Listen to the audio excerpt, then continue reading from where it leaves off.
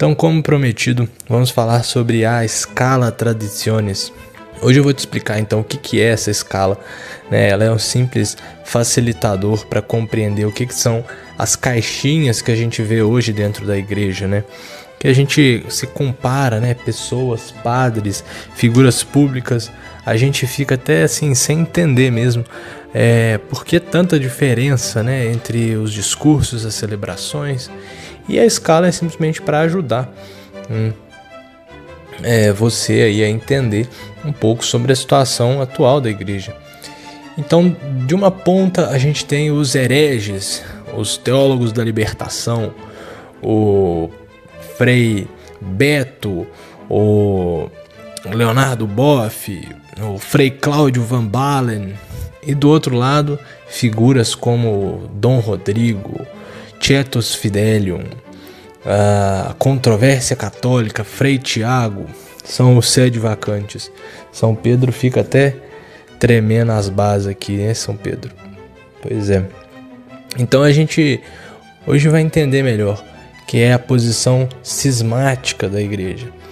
Então, heresia significa aqueles que de alguma maneira estão contra alguma parte da doutrina da igreja, né? Então esses são os hereges, os teólogos da libertação, aqueles que contrariam a doutrina da igreja, né? E que parte da doutrina esse pessoal aí do início da escala está contrariando, né? Está querendo contradizer. Aspectos como os sacramentos, né? Vão falar, não, o sacramento da confissão é só uma questão assim para você se sentir melhor, né? É para você ficar mais com a consciência limpa, né? Então você vai lá e fala que não deu esmola para o pobre, fala que você não conseguiu se sentir bem na sua vida, coisas assim que vão contrariar a doutrina da igreja. Vão falar que a Eucaristia ela é só uma mudança de significado, né? Então você tá ali na missa, né? E o padre, na hora que fala aquelas palavras da consagração, a Eucaristia muda de significado, não muda a substância, não é que Jesus vira, não, é que a gente começa a entender de uma maneira diferente, né?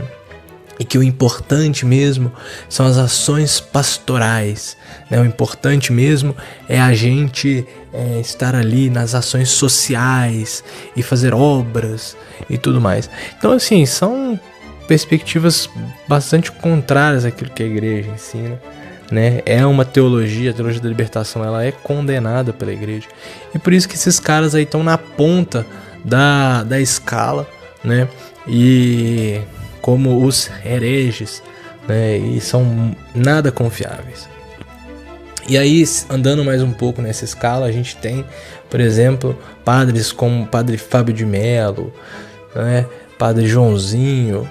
Por quê? Porque são homens que não pregam essa teologia da libertação marxista, essa coisa ferrenha e combativa contra a doutrina da igreja de maneira tão direta, porém estão imbuídos de uma mentalidade moderna, né?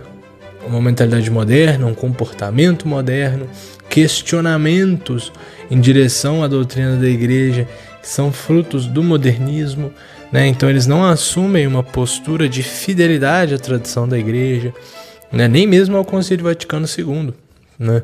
Que teve como proposta essa abertura e tudo mais. Eles acabaram, né, se abrindo ao modernismo, né? Inclusive banalizando alguns aspectos da doutrina, e a gente percebe esse traço muito humanista, né, dentro dessas figuras, assim, né, tudo é muito humano, tudo é muito psicológico, né, e acaba perdendo um pouco da dimensão sagrada, da dimensão espiritual, né, são demônios interiores, não é um anjo caído com a sua legião de inimigos, não, são os nossos demônios interiores que afetam a nossa consciência, né, e os nossos humores, né? Então, assim, a gente percebe aí desse lado também, né, no meio, digamos assim, a escala, se ela é dividida na metade, né? Então é o meio do meio, né? Não são aqueles marxistas, mas eles estão um pouquinho mais próximo do centro, mas ainda assim estão considerados assim muito perigosos para a doutrina tradicional da igreja. E aí a gente caminha mais um pouquinho, a gente pega lá o meio da escala. E eu coloquei no meio da escala o pessoal carismático, né? O pessoal do mainstream. Por quê? Porque é o seguinte, a escala, de fato, digamos assim, dentro da igreja, né, ela começa do meio para frente, tá? Mas ela não termina também no final. Por quê? Porque o sede vacantista ele já está cismático, né? Ele já está fora da igreja. Então, mas o espectro ele começa de fato na metade. Quem está da metade para trás são pessoas consideradas, digamos assim, fora da igreja mesmo, porque não compactuam da fé, né? Elas são pessoas que estão ensinando o erro e induzem de maneira muito radical, muito explícita ao erro. Então eu coloquei os carismáticos ali mais na metade do espectro, onde de fato começa. E por quê, né?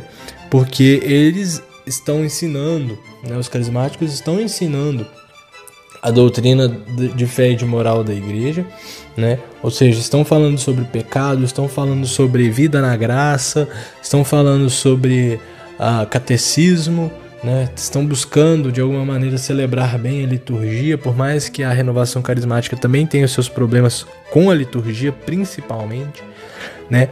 Mas estão dentro do aspecto de fé e moral da igreja, né? Não negam nenhum sacramento, não negam nenhuma doutrina, né?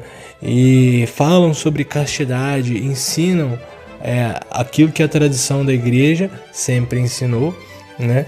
Principalmente nesses dois aspectos, e ela também, de alguma maneira, preserva a vida dos santos, né? Estimula a leitura da vida dos santos, as biografias, as leituras espirituais, né? Então, assim, a renovação carismática ela tá ali nesse princípio do caminho, né? Eu costumo até mesmo dizer como opinião própria, né? A renovação carismática ela não é um caminho de santificação, mas ela abre as portas para salvação, né? E aí a gente pega dentro dessa questão da renovação carismática um comportamento que também é um pouco perigoso. Por quê? Porque tem palmas na missa, porque tem um espírito sentimentalista muito forte, o subjetivismo ainda atua, né? O Espírito Santo que me falou, né? Então, assim, tem algumas ressalvas, a gente não pode deixar de levar em consideração, inclusive muitos padres, né, apontam dentro da própria renovação carismática esses perigos, esses problemas, né? Mas a gente percebe que ela abre portas. Muitas pessoas também frequentam hoje a tradição da igreja, né? Estão firmes aí porque tiveram uma semente que brotou, né? Advinda da renovação carismática. Mas a gente não pode excluir os seus problemas, como aqueles que eu falei no vídeo anterior, né? E aí depois a gente vê figuras, por exemplo, Frei Gilson, o padre Christian Shankar.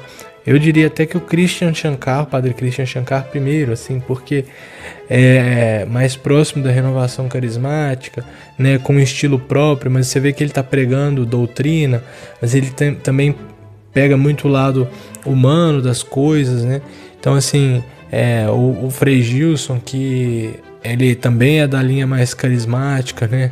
Ele tem alguns traços, assim, que a gente pode dizer modernos, mas sem ser modernista, né?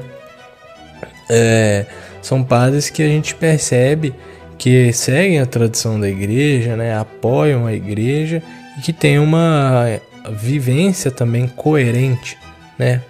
Com a doutrina, né? E a gente vai entendendo, né? Como que isso vai se desenvolvendo dentro das posturas, né? Desse espectro, né? Mas o cerne é a vivência da fé nos seus dogmas, na sua doutrina, né, na sua tradição.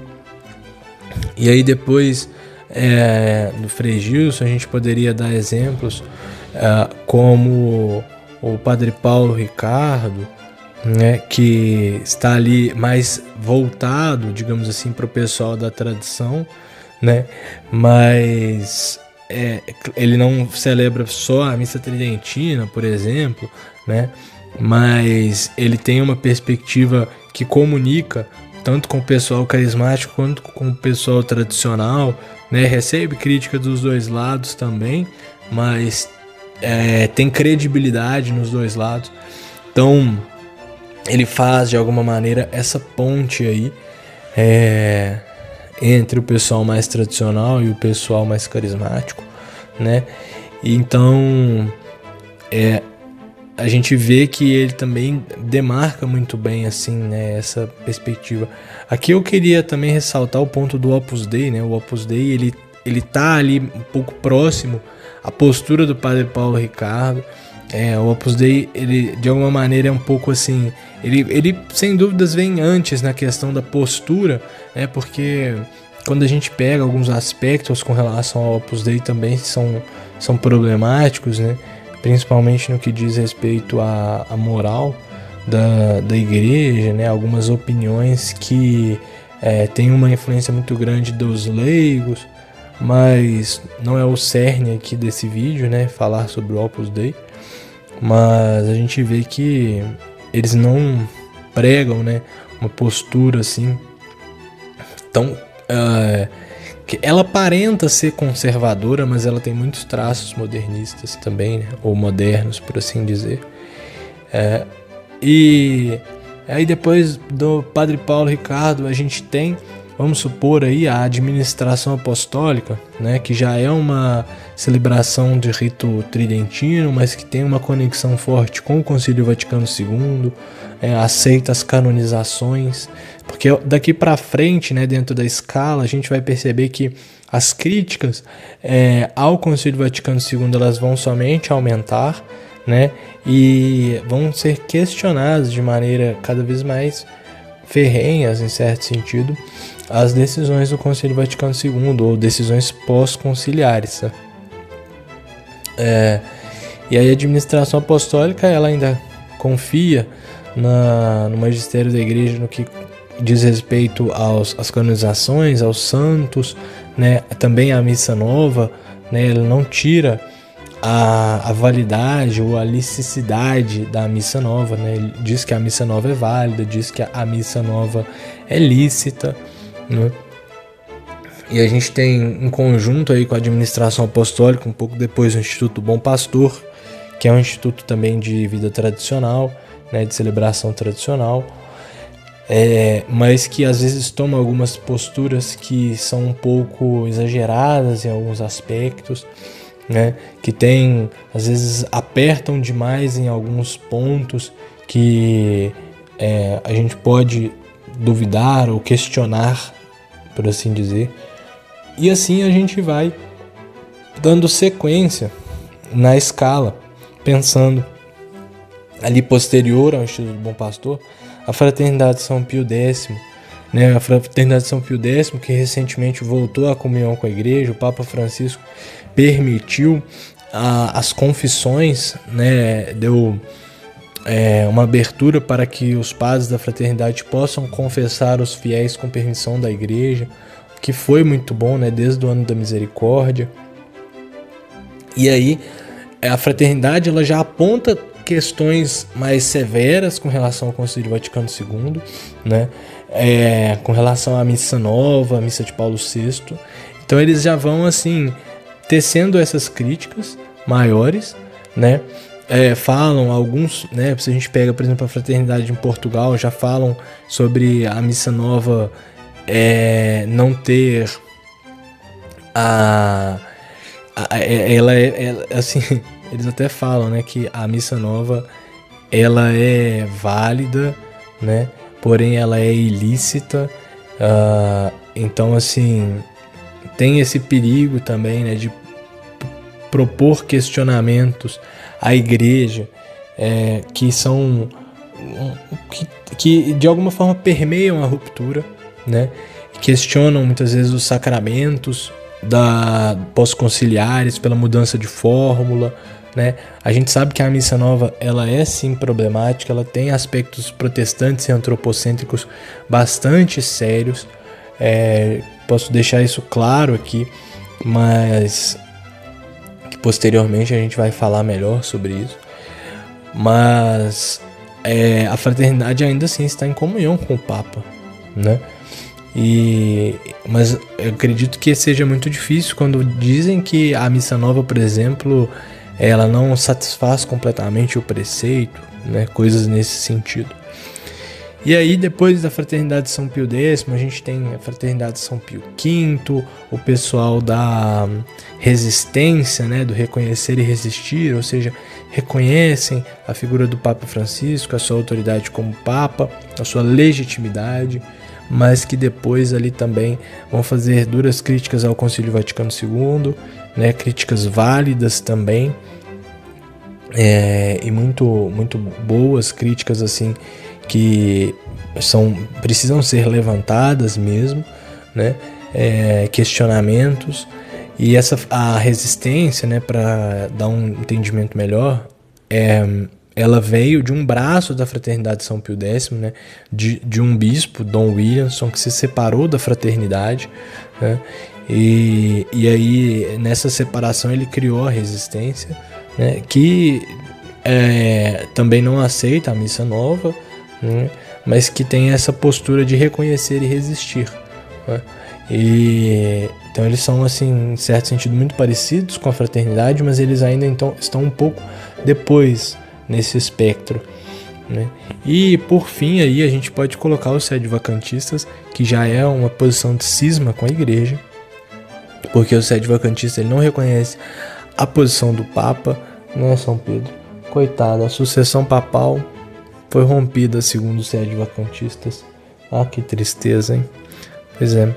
Para eles, o último Papa foi Pio XII, né? Inclusive, é até curioso, porque dentro do próprio sede-vacantista a gente vê que tem outras nuances, né? Tem os sede-privacionistas, e não é um movimento muito bem definido, mas não aceitam, dizem que o Papa não pode ser herege, e que todos os papas pós-Pio XII foram vinculados à maçonaria, e que o Concílio Vaticano II não tem validade perante a igreja.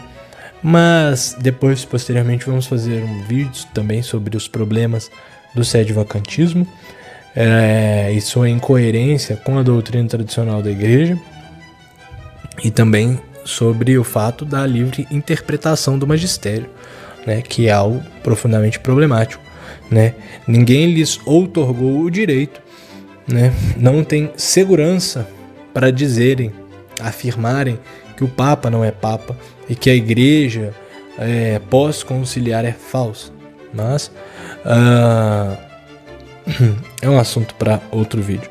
Então, espero que você possa ter compreendido um pouco melhor esse espectro, essa escala da tradição da igreja, né? Lembrando que ela não é uma escala que progride, ou seja, não é algo que quanto mais você caminha nela, melhor você se encontra, né? E também não é uma escala que diz assim, quem está no meio é o equilibrado. Não é isso, né? A escala de fato dentro da igreja, ela começa na metade, né? E ela não vai até o final, né? Por isso é importante a gente ter essa noção, essa compreensão dos movimentos que estão surgindo dentro da igreja, né? Inclusive para que possamos trabalhar cada vez mais para a unidade da nossa querida e santa Igreja Católica.